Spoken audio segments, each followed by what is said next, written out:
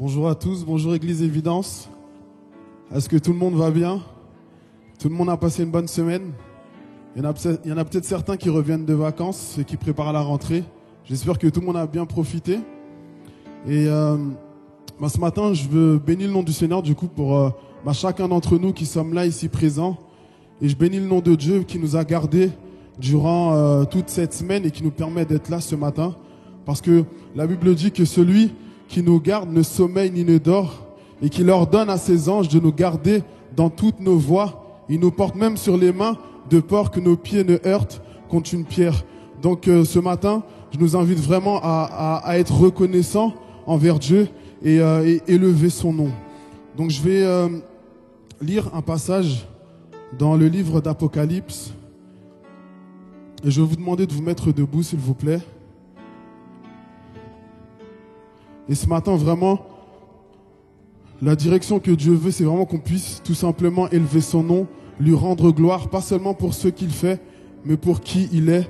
Et vraiment, voilà, juste élever son nom et lui dire combien il est grand, combien il est merveilleux et combien nous l'aimons. Donc, je lis pour vous. Donc, c'est Jean qui s'adresse aux 7 églises qui sont en Asie. Que la grâce et la paix vous soient données de la part de celui qui est, qui était et qui vient, et de la part des 7 esprits qui sont devant son trône, et de la part de Jésus-Christ, le témoin fidèle, le premier-né des morts et le prince des rois de la terre. À celui qui nous aime, qui nous a délivrés de nos péchés par son sang, et qui a fait de nous un royaume, des sacrificateurs pour Dieu son Père. À lui soit la gloire et la puissance au siècle des siècles. Amen. Voici, il vient avec les nuées, et tout œil le verra, même ceux qui l'ont percé, et toutes les tribus de la terre se lamenteront à cause de lui. Oui, Amen. Je suis l'alpha et l'oméga, dit le Seigneur Dieu, celui qui est, qui était et qui vient, le Tout-Puissant. Je vais répéter. Je suis l'alpha et l'oméga, dit le Seigneur Dieu, celui qui est, qui était et qui vient.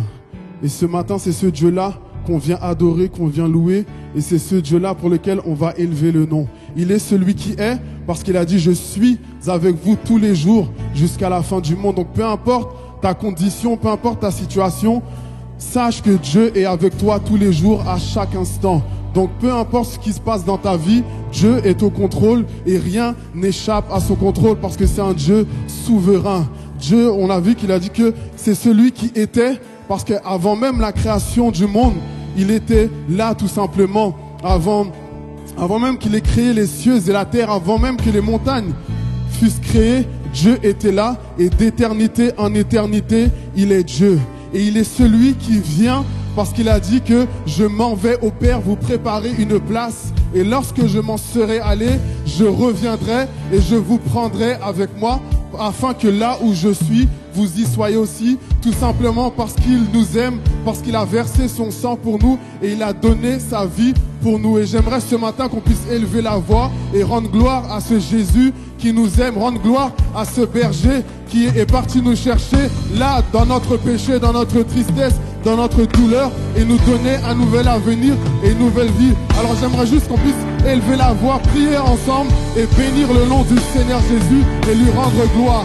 Seigneur éternel, mon roi, je bénis ton nom parce que tu es un Dieu grand, parce que tu es un Dieu fort, car tu es un Dieu puissant et merveilleux. Je te remercie parce que tu es le bon berger qui donne sa vie pour ses brebis. Je te remercie, roi des rois, parce que malgré mon péché, malgré mon infidélité, toi tu demeures fidèle, roi des rois, parce que tu ne me rejettes pas, parce que tu m'aimes, roi des rois, parce que j'ai du prix à tes yeux, éternel, mon roi. Et je bénis ton nom pour chacun de nous ce matin, roi des rois. Nous t'invitons, roi des rois. Nous sommes venus pour toi ce matin. Nous sommes venus te rencontrer, roi des rois. Et chacun d'entre nous, Seigneur, a une attente, a un besoin, roi des rois, que toi seul peux combler, Seigneur Jésus. Alors ce matin, je te prie de toucher nos cœurs, Père éternel, de changer nos cœurs, Père éternel, de transformer nos vies, roi des rois, dans le nom de Jésus, Père éternel. Je prie pour chaque personne ici présente, Père éternel. Et s'il y a quelqu'un qui ne te connaît pas encore ce matin, je prie que tu puisses te révéler à cette personne, roi des rois, qu'elle puisse te découvrir, te connaître, roi des rois, voir et sentir à quel point tu es bon, à quel point tu es puissant, à quel point tu es aimant, à quel point tu es merveilleux, Seigneur Jésus. Alors ce matin, nous te demandons, Roi des rois, de prendre toute la place, Seigneur Jésus, de prendre toute la place, Père éternel.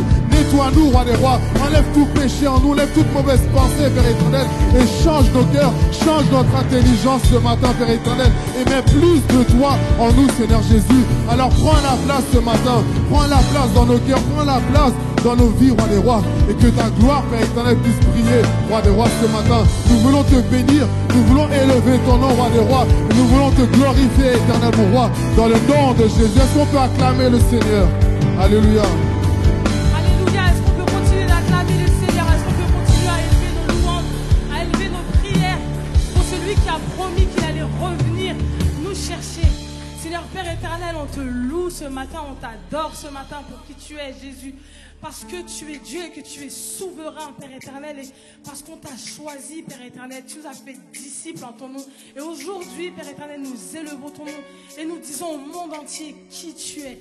Et ce matin, on va déclarer au monde entier qu'on loue un Dieu qui est au-dessus de tout. Un Dieu que le monde lui-même ne peut pas espérer, même en penser, ne peut pas espérer avoir. Mais il est quand même là. Et il est quand même venu pour toi, pour moi. Et il reviendra encore pour toi et pour moi. Et pour ça, il faut qu'on soit fervent et qu'on élève son nom en tant que disciple. Je ne sais pas s'il y a des gens qui se sentent disciples ce matin, mais j'ai envie qu'on prenne cette position de disciple et qu'on dise au monde entier, je vais te présenter ce Jésus ce matin. Le Jésus que moi je loue, je vais te le présenter ce matin. Est-ce qu'on est prêt à présenter ce Jésus ce matin? Alléluia. La même manière dont toi on t'a présenté ce Jésus. Est-ce qu'on est prêt, nous, aujourd'hui, à présenter ce Jésus-là? Alléluia. Alléluia, Jésus.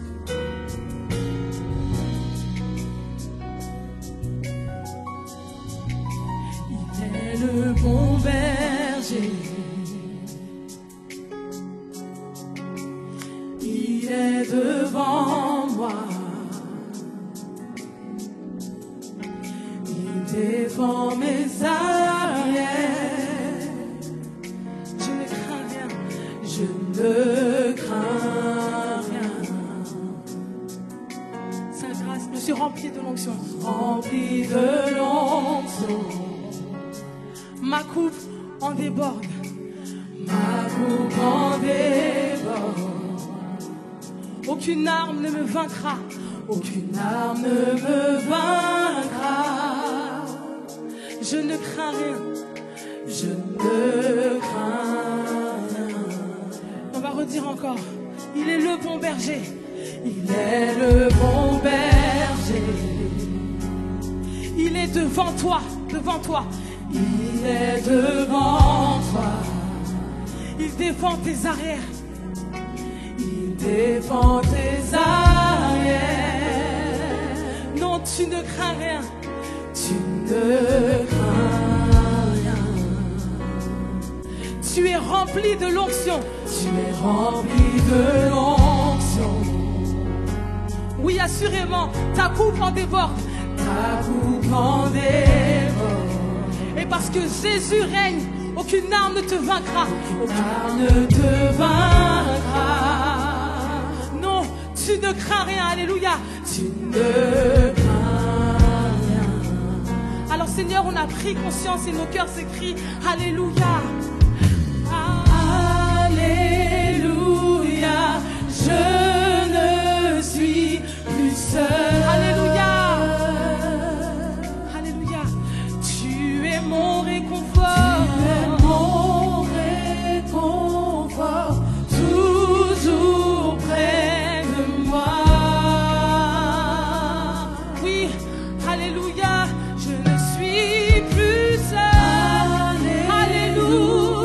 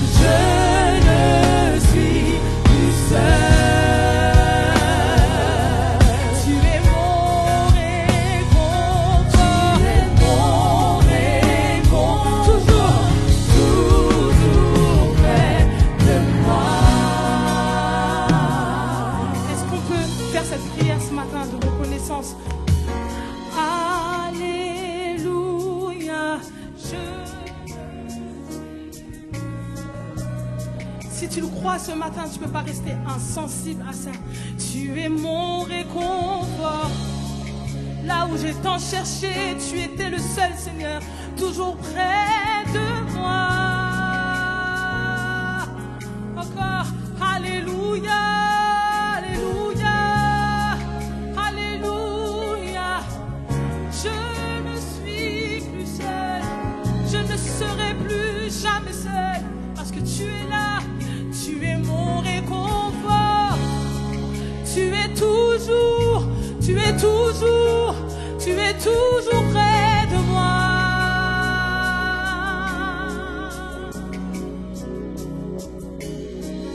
Ton esprit habite en moi, je marcherai dans ta paix. Ton esprit habite en moi, ma victoire, tu es ma victoire. Ton esprit habite en moi, je marcherai dans ta paix. Ton esprit habite en ma victoire, c'est toi ma victoire. Ton esprit habite en moi, je marcherai dans ta paix. Ton esprit habite en moi, ma victoire. Oui, ton esprit habite en moi, et je marcherai dans ta paix. Oui, tu habites en moi.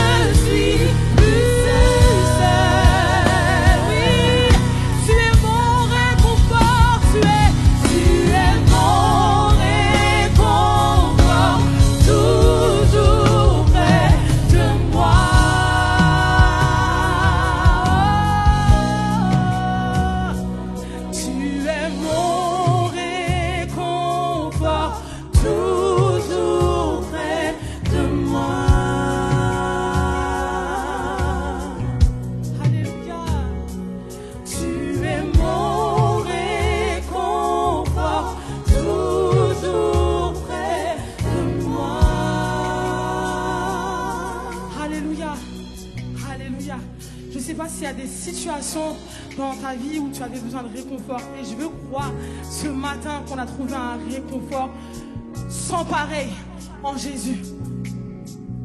Waouh, je ne sais pas s'il y a quelqu'un qui capte ce que je suis en train de dire. Ok, je crois qu'on a trouvé un réconfort sans pareil en Jésus. Et ce matin, on est là à l'église, non pas pour remplir les bancs ou se dire qu'on vient juste remplir les 4 murs. C'est parce qu'on vient justement en tant que témoin de Jésus-Christ, témoigner de ce que Dieu a fait dans notre vie. Et ce matin, on vient reconnaître que Jésus-Christ est Seigneur. On vient reconnaître ce matin que Jésus a opéré des miracles dans notre propre vie. Et même si on a, comme dans la Bible, ce témoignage, c'est plusieurs récits de ce qu'il a fait. Aujourd'hui, on veut reconnaître nous en tant que disciples qu'on a vu. Et c'est pour ça qu'aujourd'hui, on croit. Qu'on croit.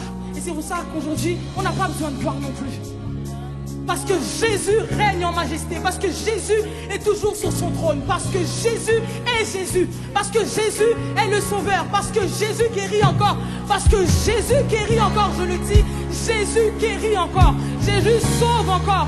Il y a des témoignages. Je sais que parmi nous encore, il y a des témoignages. Il y a des personnes qui peuvent témoigner que Jésus ressuscite encore les morts. Que Jésus épargne encore la maladie. Que Jésus épargne encore les accidents. Que Jésus est au milieu de toutes les situations de nos vies. On veut croire ce matin que le nom de Jésus va retentir dans cette France. Parce que nous, on est témoins de Jésus. Alléluia. Seigneur Dieu. Merci, Père éternel, pour ta paix.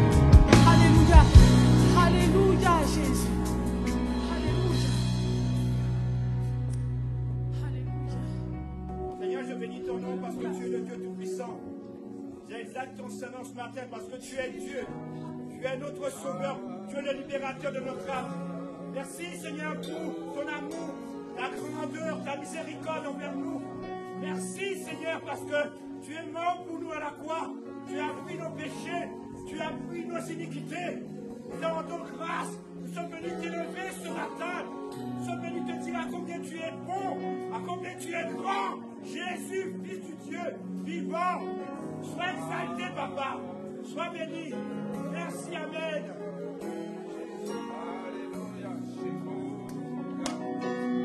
Alléluia, Seigneur notre Dieu, quelle joie d'être là ce matin, d'être nombreux ce matin, pour faire monter nos louanges, nos acclamations, nos actions de grâce devant toi. Merci d'être présent au milieu de nous ce matin, Seigneur, et que chacun puisse sentir la présence de ton esprit, quel que soit dans l'état ou la condition dans laquelle nous sommes entrés dans ce lieu. Ce que nous voulons, c'est sentir ta présence au milieu de nous, qu'il y ait l'onction au milieu de nous, qu'il y ait la puissance de Dieu au milieu de nous, afin que chacun puisse recevoir quelque chose de ta part. Sois béni ce matin, que ton peuple soit dans la joie d'être là ce matin, parce qu'il n'y a pas d'autre Dieu que toi. D'autres, ce sont des idoles. Ce sont des idoles. Mais le Dieu créateur, celui qui nous a donné Jésus pour nous sauver, c'est celui-là que nous sommes venus adorer ce matin. Celui que nous sommes venus proclamer. Que mon cœur soit dans la joie ce matin.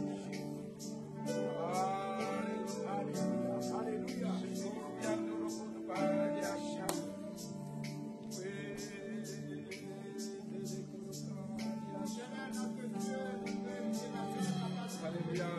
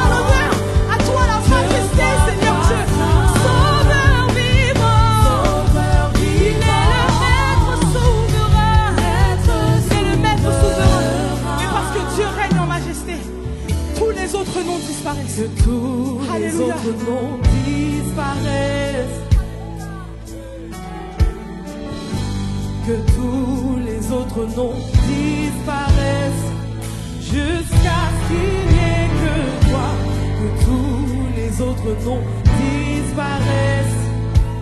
Jésus prend ta place, Jésus prend ta place, que tous les autres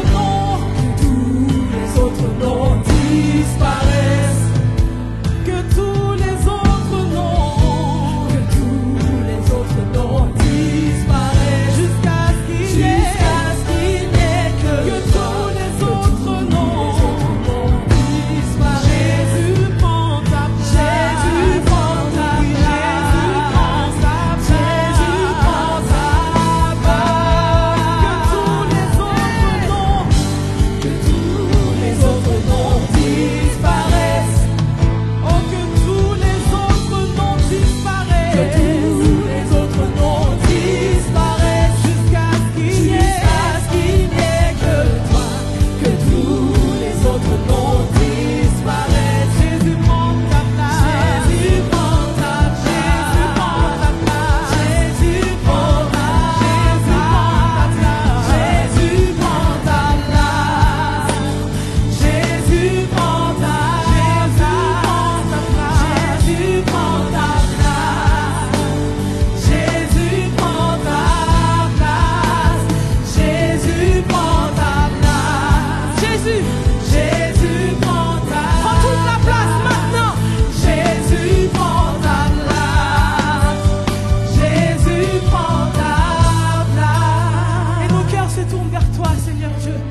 Main levée, cœur ouvert, grand comme le ciel, nous t'élevons,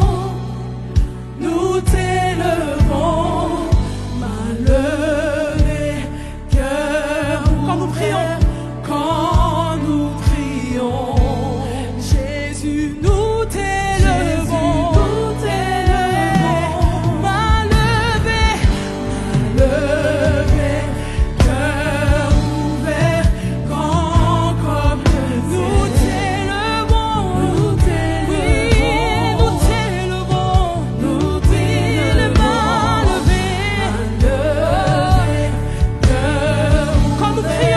quand nous prions, Jésus, nous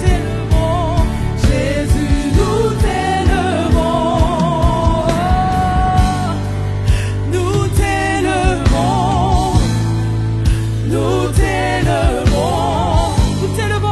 nous t'élevons. Ce matin, c'est que toi, Seigneur, nous t'élevons, nous t'adorons,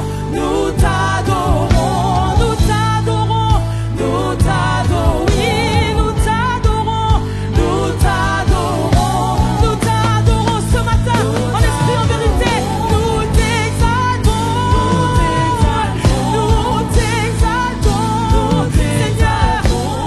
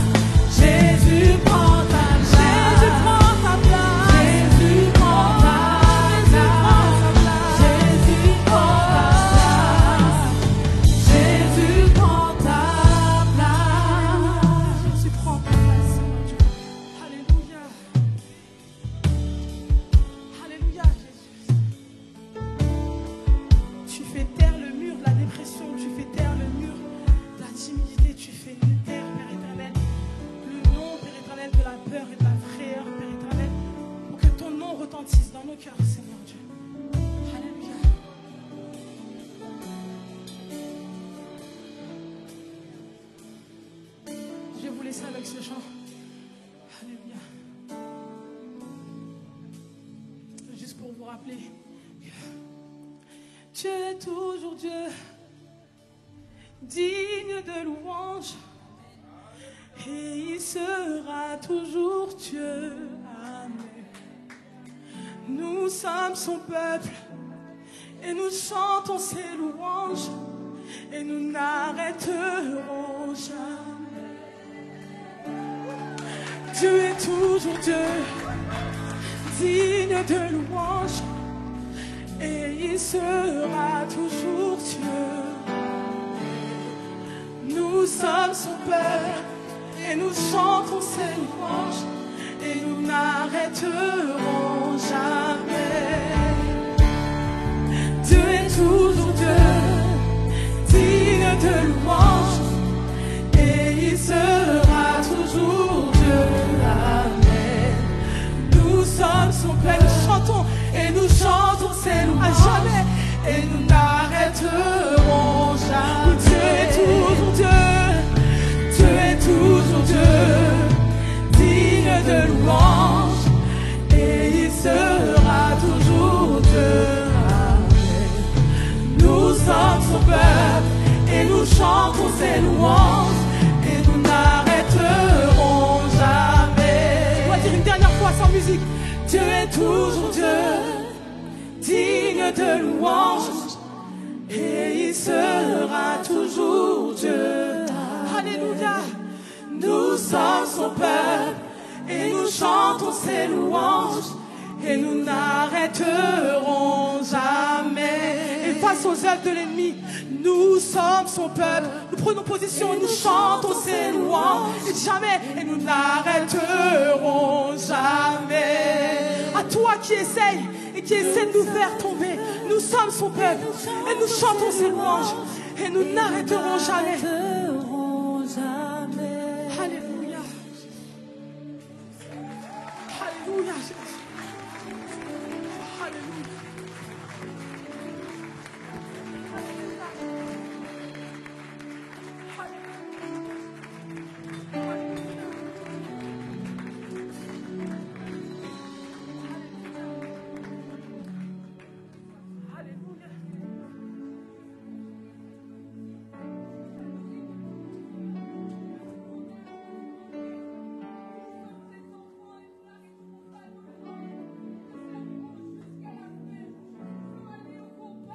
Un, deux.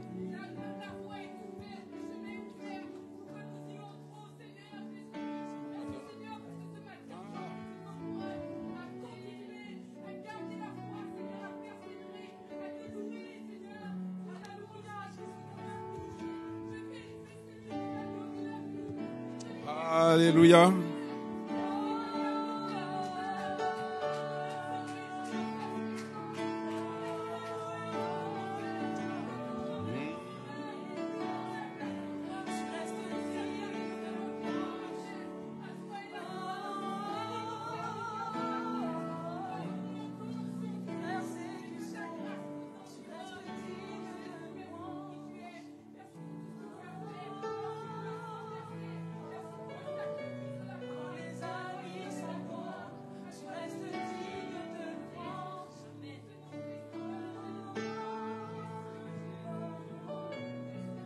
Dans les épreuves, il est digne de louange. Alléluia.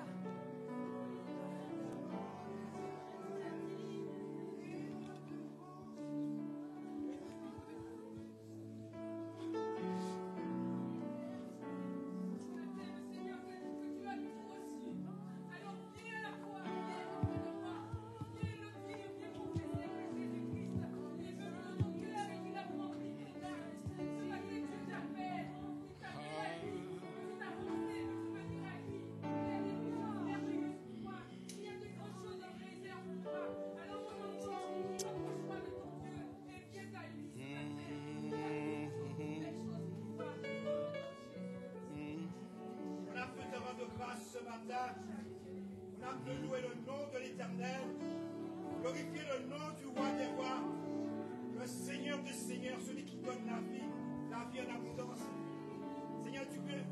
arraché la boue de nos péchés, de nos iniquités. Nous étions perdus, Seigneur. Et ta grâce, mon Dieu, ta grâce, Seigneur, nous a relevés. Ce matin, nous te louons, nous te bénissons. Parce que tu es Alléluia. Merci pour la grandeur de ton amour. Seigneur, pour ta parole, pour ce que tu as mis dans nos cœurs. Seigneur, les âmes qui meurent, Seigneur, les âmes qui ont besoin de toi. Seigneur, souviens-toi d'eux, s'il te plaît, ce matin. Nous voulons crier à notre Dieu. Maranatha, éternel Dieu Tout-Puissant. Sois béni, Jésus. Sois béni, roi des rois. Sois béni. Que ta parole soit bénie ce matin. Que ta parole touche ce matin les cœurs. Oh Dieu. Dieu Tout-Puissant. Seigneur.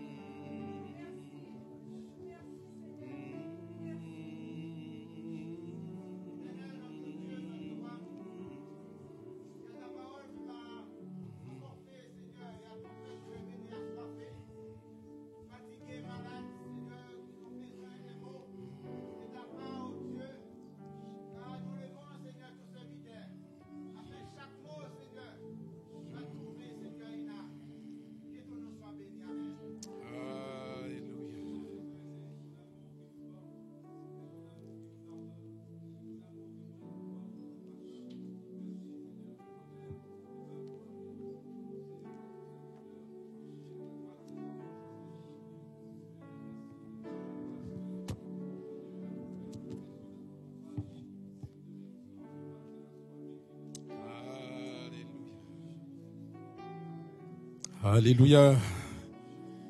Gloire à Dieu. Gloire à Dieu. Gloire à Dieu. Alléluia. Que son nom soit béni au milieu de son peuple. Il y a certainement, je pense, beaucoup de prières qui n'ont pas été audibles, mais Dieu entend. Merci aussi pour toutes les prières audibles, parce qu'on peut dire Amen. Alléluia. Et quand le peuple de Dieu se rassemble, c'est toujours pour devenir meilleur et pour aller un peu plus loin avec son Dieu, son Créateur. Que son nom soit béni. Ce matin, nous allons voir ensemble un passage que vous connaissez, pour ceux qui connaissent la Bible, parce que je pense aussi à ceux et celles qui ne la connaissent pas, qui est Jésus et la femme adultère, qui se trouve dans Jean 8, mais que nous n'allons pas lire tout de suite. C'est pour vous donner seulement le sujet. Et le titre, c'est Jésus et la femme adultère.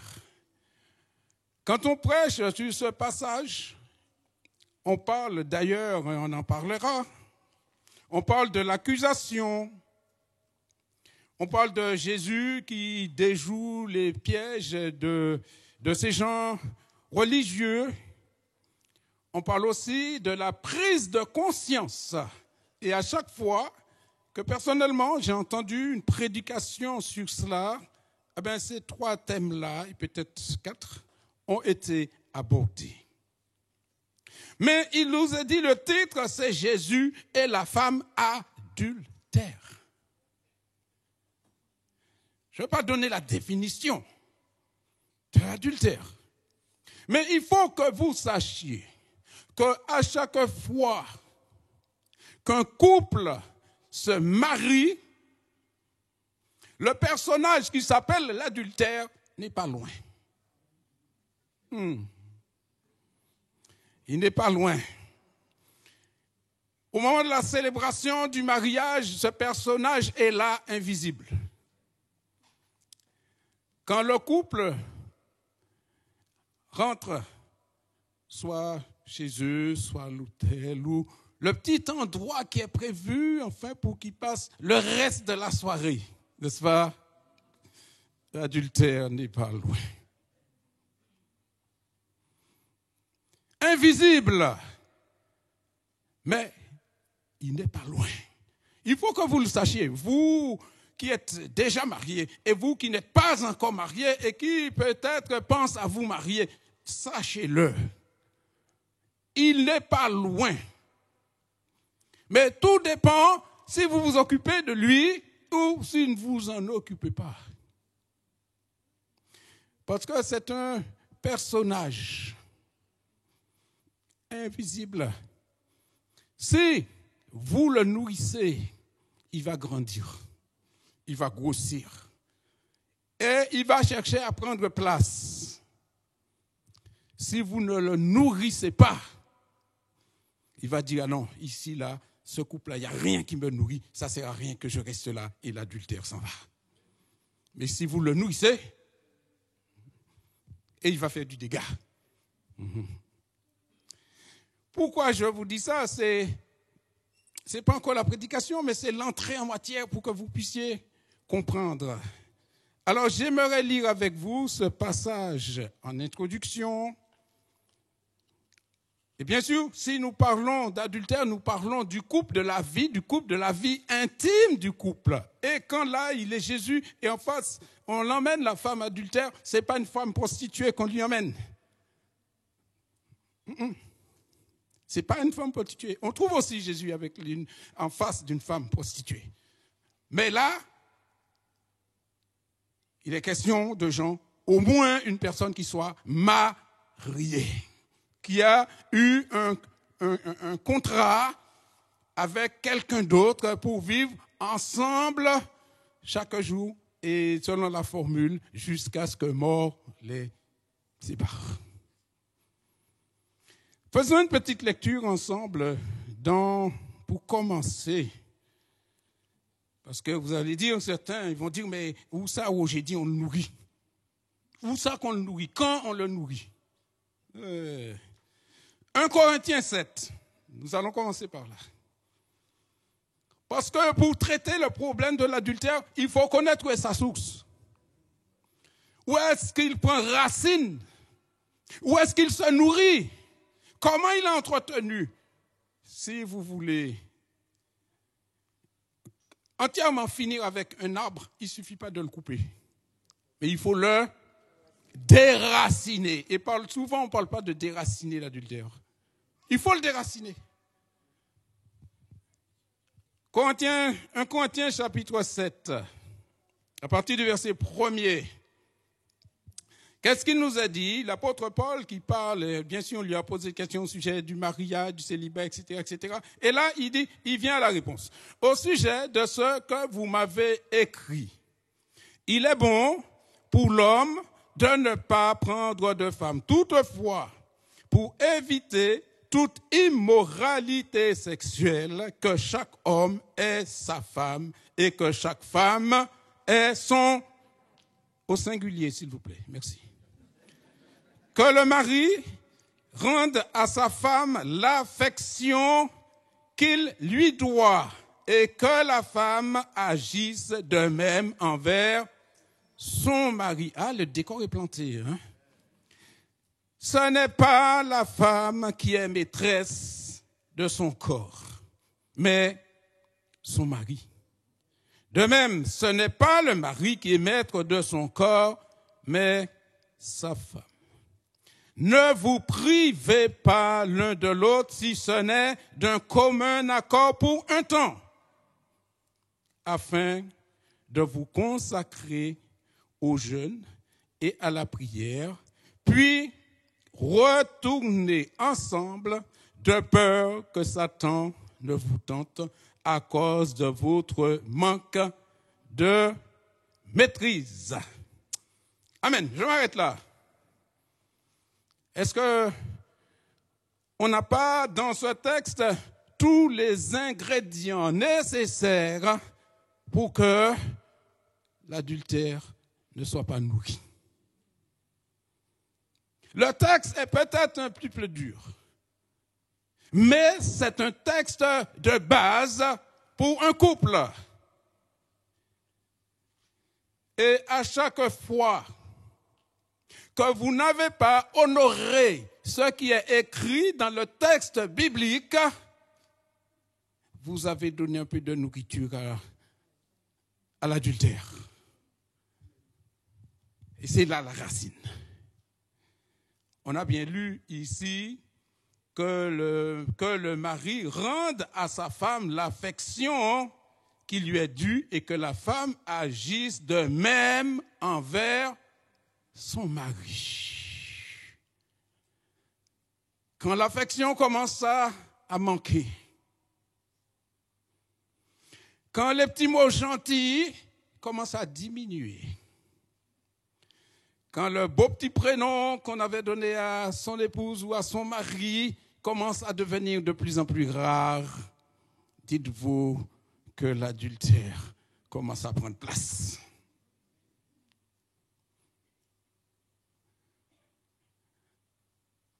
Il est là, parfois silencieux, et on le nourrit parfois sans savoir qu'on le nourrit. Et chaque fois que vous avez manqué à ce qui est dans ce texte, vous l'avez offert un repas. On dit que l'homme, pour bien vivre, il doit avoir 3 repas par jour. Ça, c'est pour les pays riches. Les pays moins riches, c'est 2 repas. Et pour les pays pauvres, parfois un maigre repas. Il faut savoir, et je m'adresse au couple ce matin, et puis à ceux qui ont l'intention de se marier. Il est là, près de la porte. Vous le nourrissez. Connaissez-vous son dessert préféré?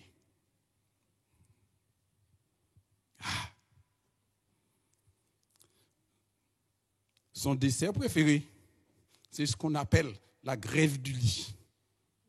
C'est son dessert préféré. Là, il se délecte. Il dit, ouais, bientôt le fruit va être bon. Je pourrai sauter dessus.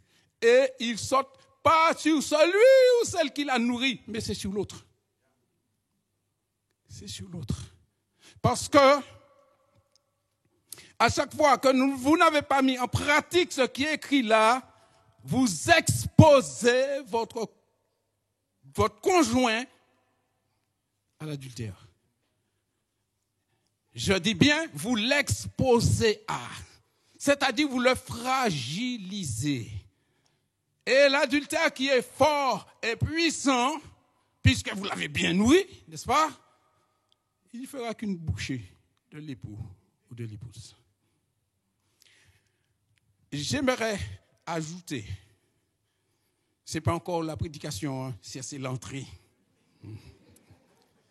J'aimerais ajouter qu'avant de se marier, n'est-ce pas, tu es le plus beau, tu es le plus gentil, tu es la plus belle, tu es ma princesse.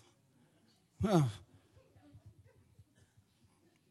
Mais quand on commence à nourrir quelqu'un qu'on ne devait pas nourrir, le personnage qu'on ne devait pas nourrir, ça commence à manquer. Mais je vous dis quelque chose, c'est que le prince ou la princesse d'autrefois pour vous peut devenir facilement un prince ou une princesse pour au moins 2 ou 3 personnes. Et c'est là qu'il faut faire, parce que vous ne le voyez pas venir. Ce que vous lui avez refusé, il y a 2 ou 3 qui sont prêts à lui donner gratuitement. Et votre couple commence à partir en vrille. Et souvent, vous l'apprenez, parfois le dernier, à la honte. Si je peux donner un conseil, ne le nourrissez pas. Mettez en pratique ça. Il vous est dit là, ne vous privez pas l'un de l'autre. si ce n'est que pour un temps et d'un commun. Alors, j'ai jamais entendu dire grève de lit avec accord. Si vous connaissez le film « Qu'est-ce qu'on a fait au bon Dieu ?», il y a ça dedans. Et le mari fait une drôle de tête quand sa femme lui parle de ça parce qu'il sait qu'est-ce que c'est. Refermons la parenthèse, refermons l'introduction et prenons notre texte maintenant. Comme ça, vous pourrez mieux comprendre pourquoi on a emmené la femme adultère devant Jésus et la réaction de Jésus. Jean, chapitre 8.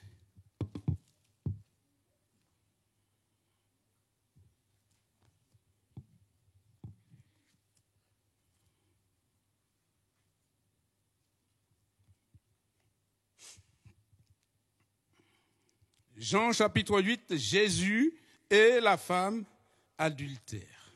Jésus se rendit au mont des Oliviers, mais dès le matin, il revint dans le temple et tout le peuple s'approcha de lui. Il s'assit et se mit à les enseigner. Alors, les spécialistes de la loi, dans certaines versions c'est les scribes, et les pharisiens amenèrent une femme surprise en train de commettre un adultère. Ils la placèrent au milieu de la foule et dirent à Jésus en spectacle: Maître, cette femme a été surprise en flagrant délit d'adultère. Moïse, dans la loi, nous a ordonné de lapider de telles femmes. Et toi, que dis-tu? Il disait cela pour lui tendre un piège afin de pouvoir l'accuser. Mais Jésus se baissa et se mit à écrire avec le doigt sur le sol. Comme il continuait à l'interroger, il se redressa et leur dit: Que celui d'entre vous qui est sans péché jette le premier la pierre contre elle. Puis il se baissa de nouveau et se remit à écrire sur le sol. Quand ils entendirent cela, accusés par leur conscience, ils se retirèrent un à un, à commencer par les plus âgés jusqu'au dernier. Jésus resta seul avec la femme qui était là au milieu. Alors il se redressa et ne voyant plus qu'elle, il lui dit: Femme, où sont ceux qui t'accusaient?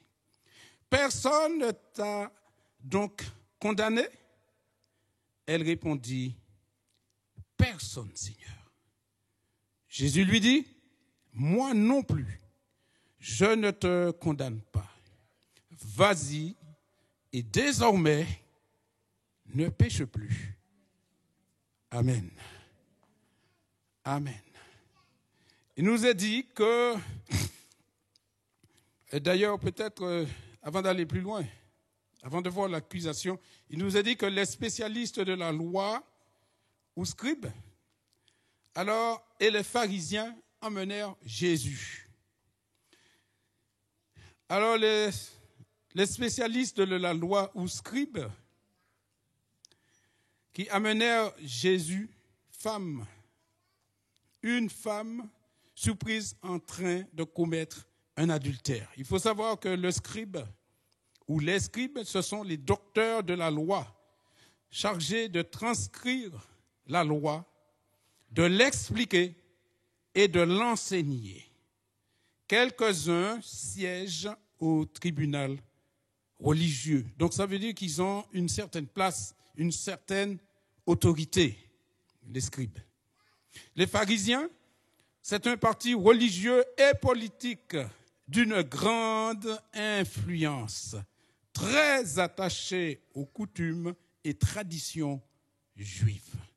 Voilà ces gens qui ont attrapé une soi-disant femme en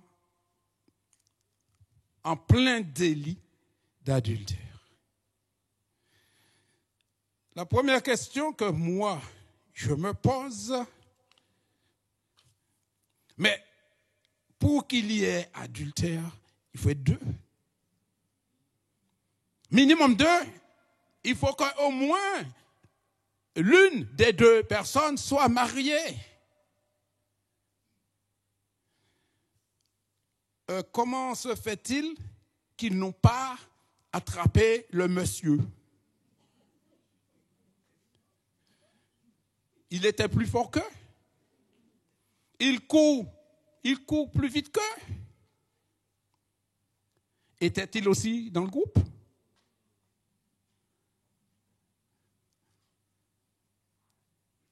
Et ils amènent une femme devant Jésus. Est-ce que cette femme a eu chez elle toute l'affection qu'il fallait? Est-ce que cette femme a eu tout l'honneur que son mari lui doit? Parce que les ils sont prêts à la condamner. Mais est-ce que l'adultère ne se couchait pas très longtemps devant sa porte? Est-ce que cet adultère n'avait pas été nourri pendant un certain temps jusqu'à prendre force et qu'on surprenne cette femme? Ici, qu'est-ce que nous voyons? Puisqu'il y a adultère, il faut la présence d'un homme ou d'une femme, au moins que l'un des deux soit marié. Et normalement, les deux sont aussi coupables l'un que l'autre. Et pourquoi ils n'emmènent qu'un seul?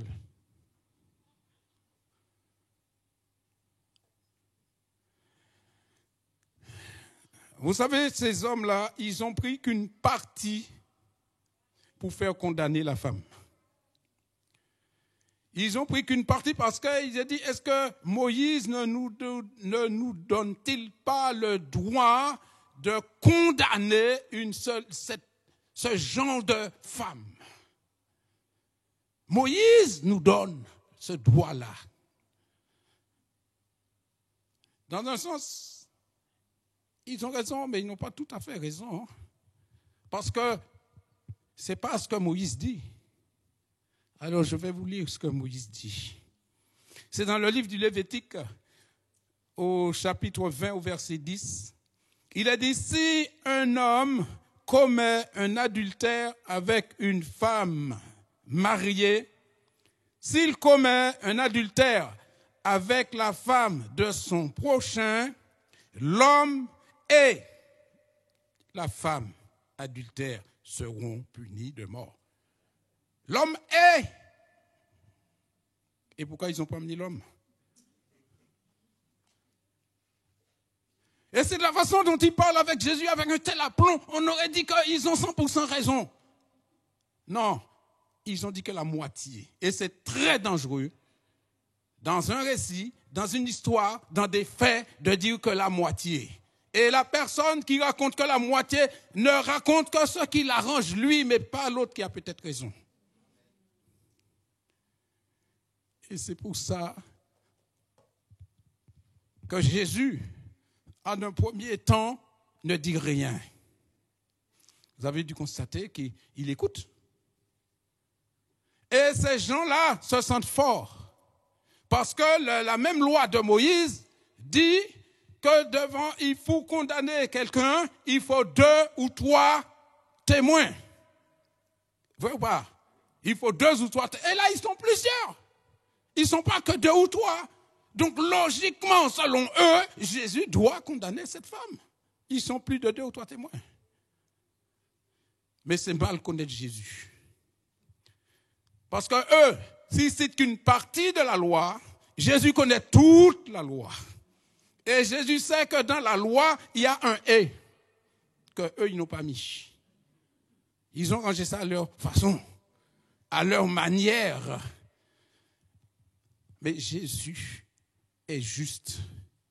Jésus ne voit pas un problème en surface, ce que nous, les hommes, on fait. Jésus voit le problème à la racine. Et la racine, là, c'est le « et ».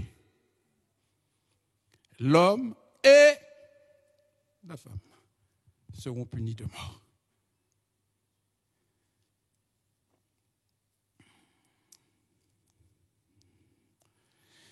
J'aimerais peut-être poser une question. Combien de personnes ne vous disent qu'une partie d'une affaire?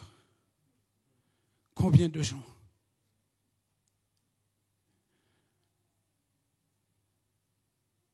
Quitte à provoquer quelque chose, mais ne disant pas toute la vérité, ne disant qu'une partie, on prend parti pour cette personne. Et cette personne n'a pas forcément raison. Il faut toute l'histoire, toute. C'est pour ça qu'il y a un verset qui nous dit que le Saint-Esprit nous conduira dans toute la, pas une partie, dans toute la vérité. Et quand toute la vérité est dite, on voit plus clair. Là, on peut se faire une opinion, on peut se faire un jugement parce qu'on a toute la vérité.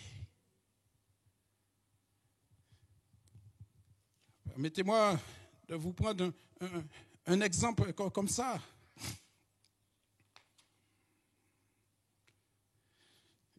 Ce n'est pas un automobiliste qui fauche quelqu'un sur un passage piéton.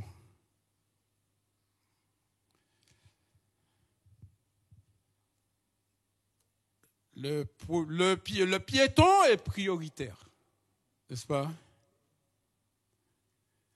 Le propriétaire du véhicule ne roule pas très vite, respectant la limitation de vitesse. Respectant. D'accord? Mais vous avez un parent qui garde un enfant qu'il n'a pas tenu par la main. L'enfant, ne connaissant pas le danger, sait que sa maison, c'est par là. Il va traverser. Oui, il a traversé sur le passage piéton. Oui. On va dire le chauffeur a renversé l'enfant sur le passage piéton. Oui. Mais ils ne disent pas que la personne qui a gardé l'enfant ne l'a pas tenu par la main. C'est le chauffeur qui prend. Parce qu'on n'a pas dit toute la vérité. Toute la vérité, c'est que la personne chargée de s'occuper de l'enfant devait lui tenir la main et quand il est en face du passage, de regarder à gauche et à droite s'il n'y a pas, et lui prendre la main et le faire traverser. Parce que l'adulte aurait vu la voiture arriver. Même s'il n'avait pas le temps de freiner, mais on a le temps de freiner l'enfant. Il faut dire toute la vérité, parce que l'assurance est en jeu. Si l'enfant est que blessé, Dieu merci. Mais si l'enfant n'est pas seulement blessé, et la personne persiste, il a renversé l'enfant sur le passage piéton. Oui. Dis aussi que tu ne l'as pas tenu par la main. Prends ta part dans l'affaire. Dans l'adultère, il y a aussi chacun doit prendre sa part. Prends ta part. Allons un petit peu plus loin. Moïse ne nous dit pas qu'il faut condamner une telle femme. Oui, Jésus sait qu'il faut plusieurs. Il le sait. Il connaît la loi. Alors allons un petit peu plus loin. Devant l'accusation, Jésus garde le silence. Faisons-nous toujours la même chose. Devant une accusation, est-ce que nous prenons le temps de réfléchir? Est-ce que nous prenant le temps de connaître toute l'affaire. Pas toujours. Pas toujours. Parce qu'il y a des gens qui aiment parler beaucoup. Même s'ils ne sont pas témoins, ils ne sont pas là. Il faut qu'ils donnent leur opinion. Il faut qu'ils donnent leur idée. Et attention, il faut presque parfois les suivre. Hein. Mais tu n'es pas témoin. Tu n'étais pas là. Dis toute l'affaire. D'où l'importance de connaître. Si je vous avais parlé simplement de la femme adultère ce matin et je n'avais pas lu le texte dans 1 Corinthiens, vous n'aurez pas su d'où peut provenir l'adultère. On peut toujours condamner.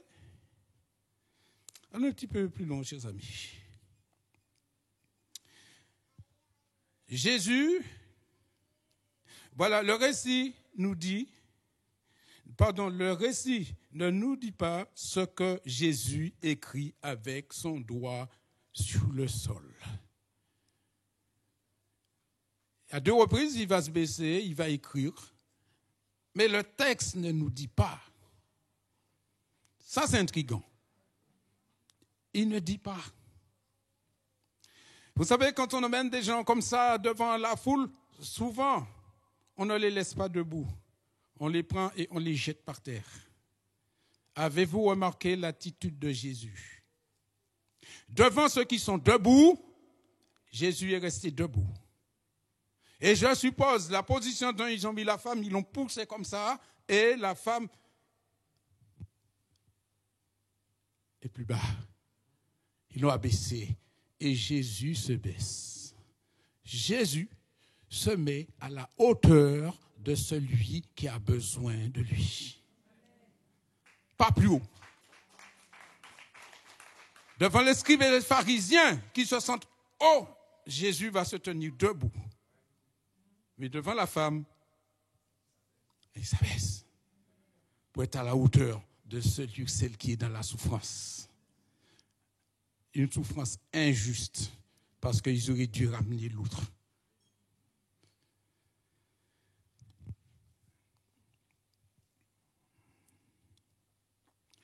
Jésus leur dit que celui d'entre vous qui est sans péché jette le premier la pierre. Dans certaines versions, il est dit aussi jette la première pierre. Ce qui veut dire qu'il y a d'autres qui vont suivre. Mais là, il a dit jette le premier la pierre. Ce qui nous laisse supposer qu'ils étaient déjà venus avec ce qu'il faut pour jeter les pierres.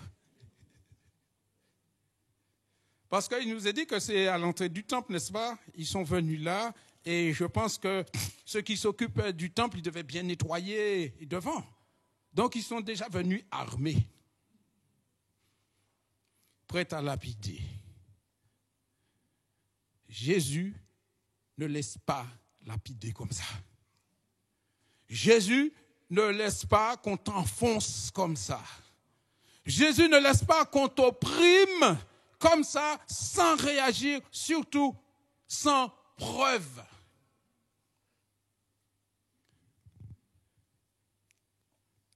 Que celui d'entre vous qui est sans péché jette la pierre contre elle. C'est étonnant parce que personne ne jette de pierre. Jésus ne répond pas directement à leurs questions pour ne pas entrer dans un débat idéologique, mais il les renvoie à leur propre conscience. Jésus ne dit pas, Moïse a dit, il faut être deux, les deux. Jésus ne dit pas ça. Jésus garde le silence.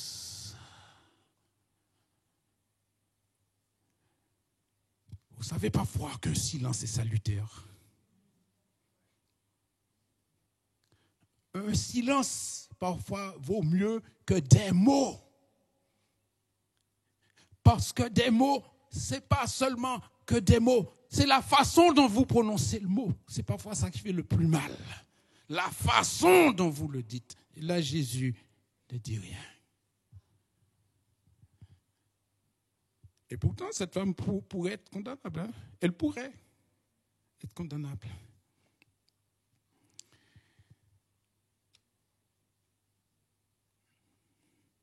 Il nous a dit que Jésus dit que celui d'entre vous qui est sans péché jette le premier la pierre. Et le récit nous dit qu'après un moment, ils sont là, après un moment de réflexion, après que ça a bien tourné dans leur tête, dans leur cerveau, le plus vieux, je ne sais pas quel âge qu'il avait, mais c'est le premier qui est parti. Et je suppose que là qui avait peut-être 20 ans, il avait peut-être moins de péché que celui qui avait 80. Enfin, si on compte en nombre de péchés, hein, parce que devant Dieu, péché, c'est péché, n'est-ce pas? Mais si le récit nous dit qu'ils se sont retirés du plus vieux jusqu'au plus jeune, ça veut dire qu'il y a une certaine proportion.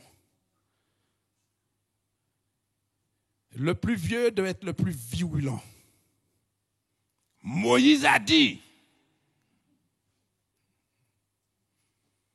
que nous devons condamner. C'est pas, dans ces cas-là, ce n'est pas les plus jeunes qui viennent, hein. Ce sont les plus anciens qui sont là. Mais Jésus, je dirais, Jésus leur laisse mariner un peu, afin que leur conscience puisse leur travailler.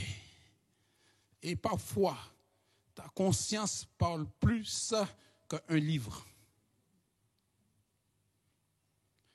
La Bible nous dit aussi que celui qui parle beaucoup ne manque pas de péché.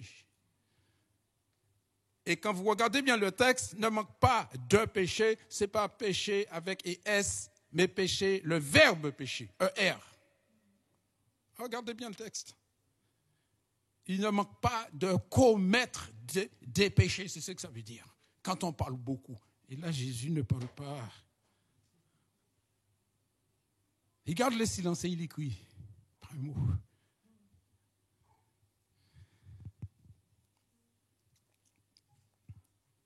Ah, la prise de conscience. Jésus, dans cette prise de conscience, Jésus posera 2 questions à la femme. Tout à la fin du texte.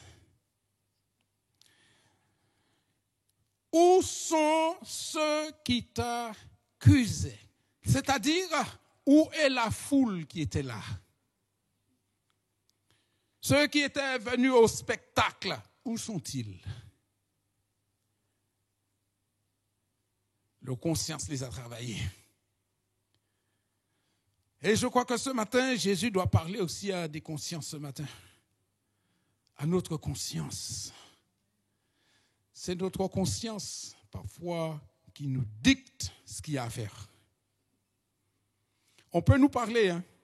Je ne dis pas qu'il n'y a pas des conseillers. Oui, tout ça, c'est bon. Mais quand ta conscience te parle, quand ta conscience commence à te torturer, quand ta conscience commence à te dire, il faut te remettre sur le droit chemin. Quand ta conscience te dit, nuit et jour, le chemin sur lequel tu marches, il n'est pas bon. 500 personnes peuvent te le dire. Tant que ta conscience commence à te le dire, ça t'empêche de dormir. Ça t'empêche de manger. Parce que ta conscience sait mieux te parler que qui que ce soit. Et il nous est dit dans le texte, c'est leur conscience. Repris par leur conscience. Quand quelqu'un est tombé, par exemple, quelqu'un est malade, tombé par terre, qu'est-ce que les pompiers ils font, les premiers secours? Qu'est-ce qu'ils font? Si tu es conscient. C'est pas ça? Avant de voir toutes tes blessures, est-ce qu'il est conscient? Si tu es conscient et tu n'as pas la parole, serre la main du pompier. Serre-moi la main, même si tu n'as pas la parole. Mais si ta conscience est là, tu réponds. La conscience. Jésus dira quelque chose de très important à cette femme. Va et Jésus lui donne quoi là? Une solution. Souvent on te dit ne fais pas ci, ne fais pas ça, ne fais pas ci, ne va pas là, ne va pas. Mais on ne te dit pas où est-ce qu'il faut aller. On te dit ne fais pas ça. Dis-moi ce qu'il faut faire. Vrai ou pas? On ne te dit pas ce qu'il faut faire. Là, Jésus lui dit, excusez-moi, je vais reprendre mon texte. Hein. Jésus lui dit, moi non plus, je ne te condamne pas, vas-y, c'est-à-dire va en paix. N'est-ce pas? Et désormais, Jésus lui donne la solution. Va et ne pêche plus. Ne recommence pas. Ce moment que tu as vécu avec moi là, c'est pas sûr que tu puisses le vivre encore une autre fois. Alors retiens la leçon. Retiens mon amour. Vois, je te renvoie en paix. Vois, je t'accorde mon pardon. Je t'accorde ma grâce. Parce que je sais qui tu es.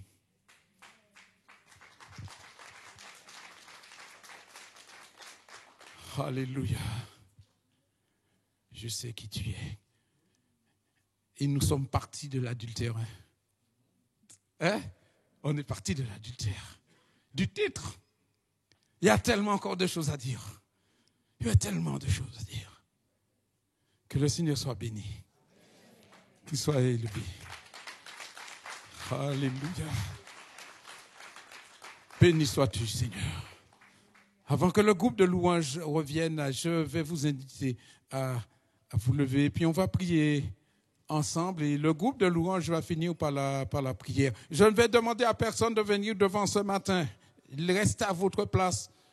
Priez le Seigneur, louez le Seigneur. Vous avez peut-être quelque chose à communiquer, quelque chose de personnel à communiquer. Vous n'avez pas besoin de venir devant. Faites-le à votre place. Le Seigneur voit, il entend. Il connaît ta position, il connaît ta situation. Alors, dis-lui tout simplement ce que tu as à lui dire. Seigneur notre Dieu, que ton nom soit béni au milieu de ton peuple. Et à chaque fois que ce peuple se rassemble pour recevoir enseignement, Seigneur, parle au cœur, parle aux consciences et ramène chacun sur la bonne voie. Ton serviteur disait, voici je suis sur une mauvaise voie et conduis-moi sur la voie de l'éternité, conduis-moi sur la voie de la vérité, conduis-moi sur le chemin de la vérité. Alors ce matin, Seigneur, ton peuple est devant toi ce matin.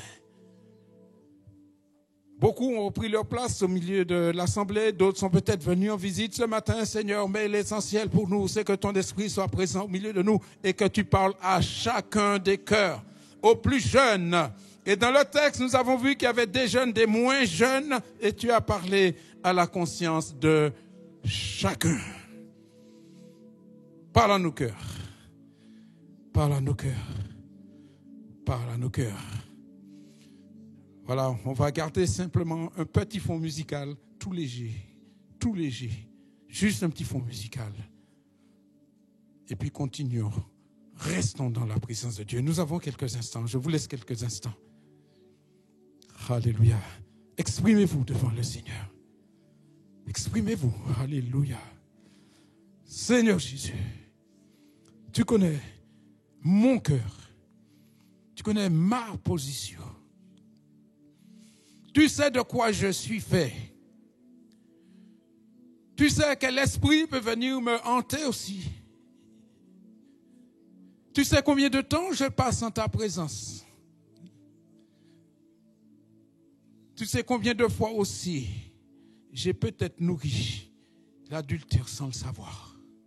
Je l'ai peut-être nourri. Parce que c'est un personnage invisible qui rôde comme un lion rugissant, cherchant quel couple il va pouvoir dévorer. Nous te tenons ta présence là ce matin. S'il te plaît, Seigneur. Tu nous as parlé, alors maintenant nous voulons te parler. Parce que tu nous as parlé. Oh, sois béni, mon Seigneur.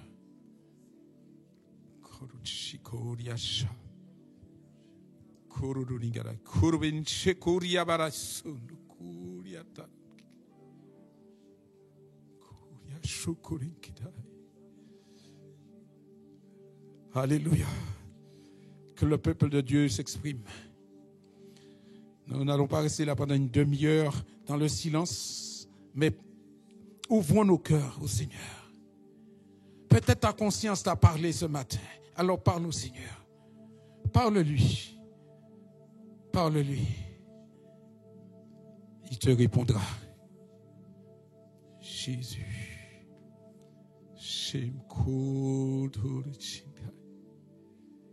C'est mes malades.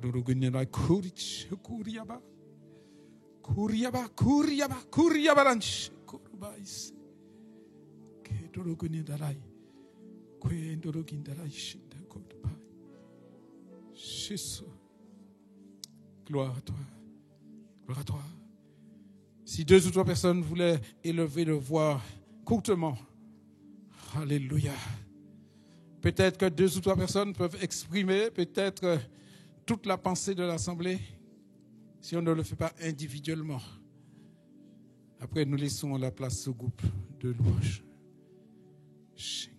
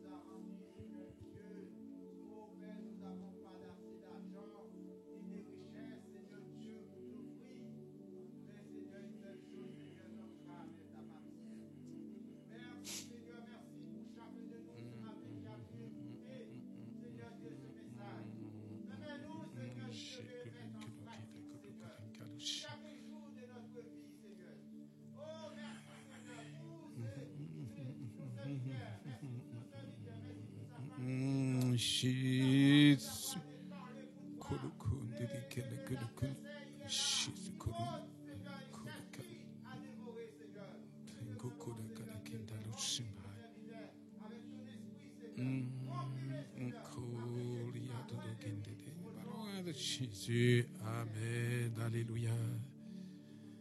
Gloire à toi.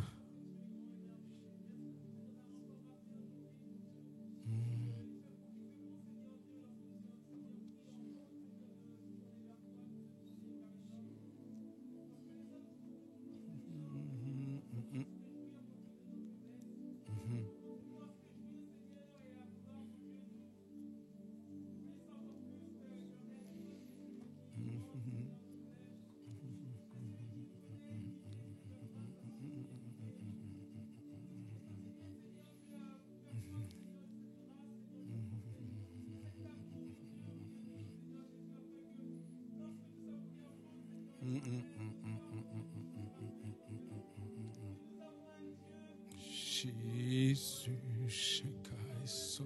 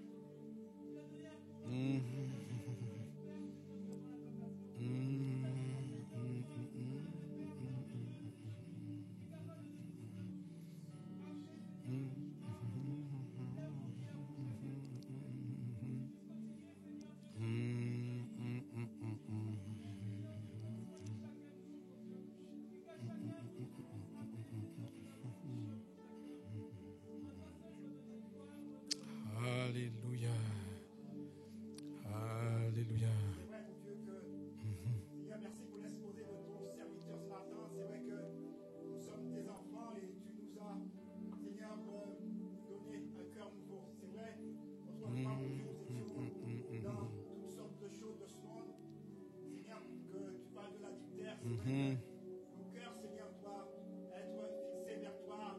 Mon regard soit fixé vers toi tout le temps. Et c'est pour ça que tu nous as envoyé le Saint-Esprit, afin que le Saint-Esprit, mon Dieu, nous conduit, Seigneur, vers le chemin de la vérité. Et Seigneur, tout cela nous demande de prier en tout temps, parce que nous sommes faibles. Sans toi, Seigneur, nous ne pouvons pas résister à ce tout. Mais avec toi, avec le Saint-Esprit, avec la puissance du Saint-Esprit dans nos vies, dans nos cœurs, Seigneur, tu peux nous garder à cela. C'est vrai, mon Dieu, nous qui sommes nés de nouveau, nous ne voulons pas, Seigneur, être dans ce où nos pères ont fait, Seigneur, mais nous voulons, Seigneur, conduire et vivre, mon Dieu, dans la vérité avec toi.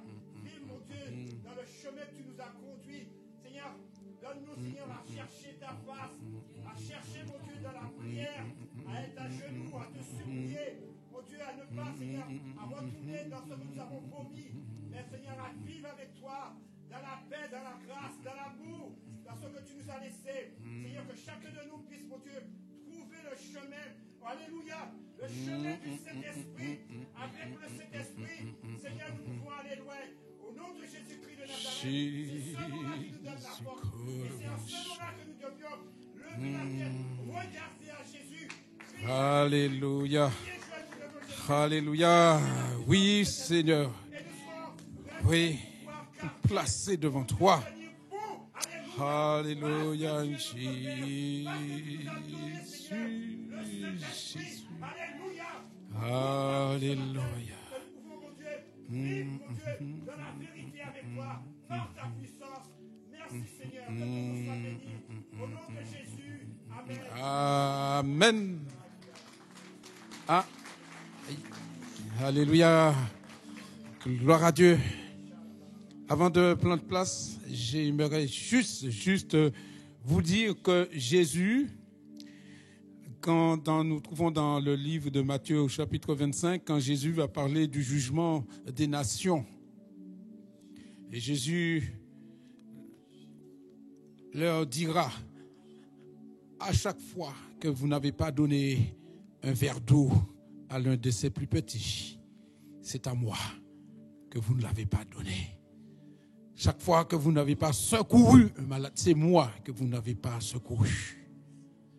À chaque fois que vous n'avez pas aidé, à chaque fois que vous n'avez pas honoré votre époux, votre épouse, à chaque fois, et on posera la question, et quand? Eh bien, Jésus te dira, à chaque fois que tu n'as pas honoré ma parole, tu as nourri l'adultère.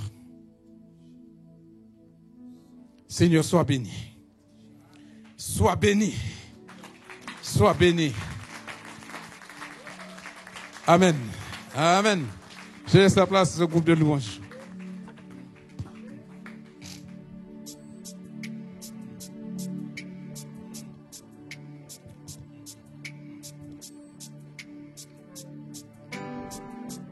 Alléluia.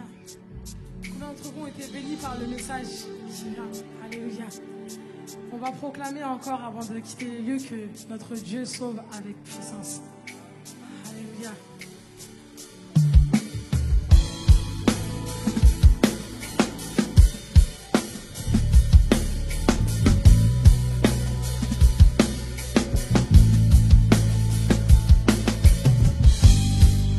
Tous ont besoin d'être aimés d'un amour sans limite.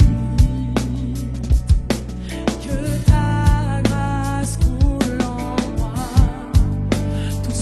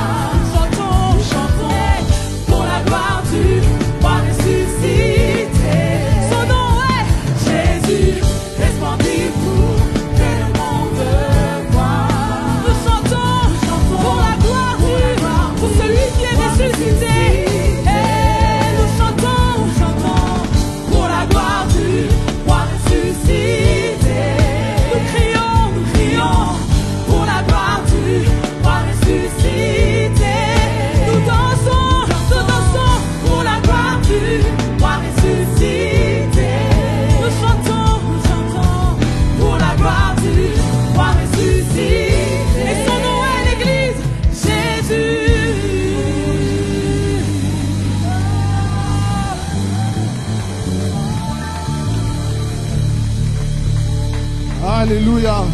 Est-ce qu'on peut acclamer le Seigneur, s'il vous plaît? Alléluia. Gloire à toi, Jésus. Alléluia. Merci, Seigneur. Alléluia. Alléluia, vous pouvez prendre place.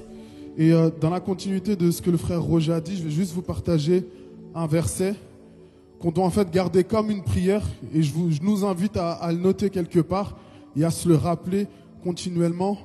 Donc c'est le psaume 139, verset 23-24 qui dit « Sonde-moi, ô Dieu, et connais mon cœur, éprouve-moi et connais mes pensées. Regarde si je suis sur une mauvaise voie et conduis-moi sur la voie de l'éternité. » Amen. Donc on va saluer du coup Évidence Home, vous qui nous suivez de chez vous. Merci à vous, bon dimanche et on se retrouve la semaine prochaine à la même heure.